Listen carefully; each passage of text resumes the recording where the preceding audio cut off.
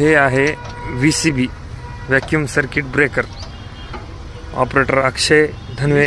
Vacuum circuit ब्रेकरचं mechanism ह्याला म्हणतात ते VCB मध्ये त्यात बॉटल असतात, त्याच्यात असतात त्या बॉटलमध्ये असते व्हॅक्यूम सर्किट, व्हॅक्यूम असते.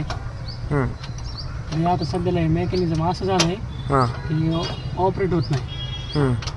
ऑपरेट होत नाही म्हणजे हे ऑफ सकट होत नाही आणि ऑन पण होत नाही.